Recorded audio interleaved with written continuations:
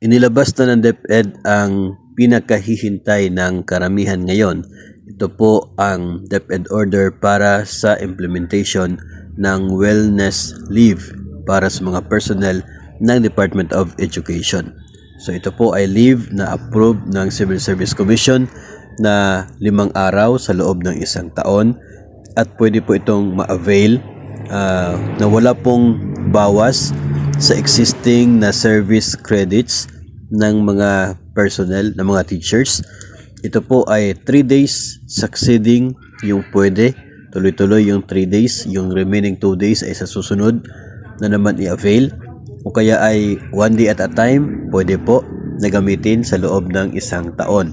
So mag-comply lamang po ng ito pong Civil Service Form number 6 or Form 6, 2 kopya, at doon po sa others na category, doon po i-check at lagyan yung blank ng wellness leave.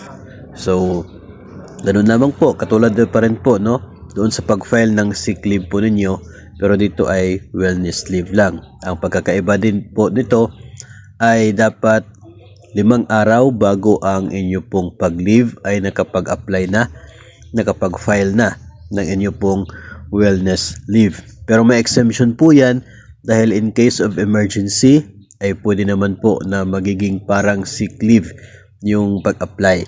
Immediately after ng inyo pong pagbalik sa duty, doon po i-process ang application para po sa inyong wellness leave. So ganyan po.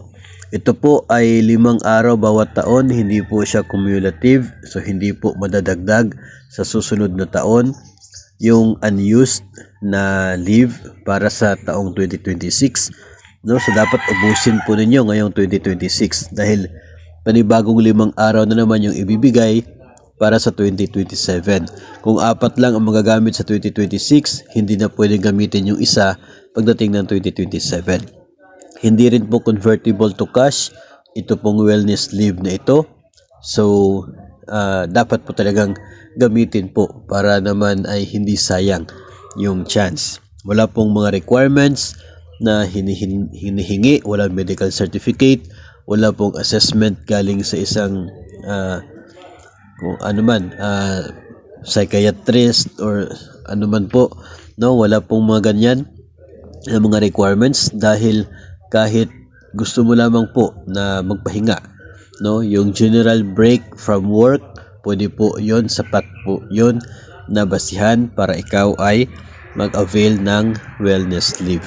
So good news ito para sa lahat ng mga DepEd personnel. Available na rin po ito sa iba pong mga ahensya, but for DepEd kasi ay pinahihintay ang DepEd order. Ngayon ay available na, so pwede na po tayong mag-apply, no, dahil sabi po sa effectivity na nasabi pong order, effective immediately upon publication of the DepEd order sa website ng Department of Education.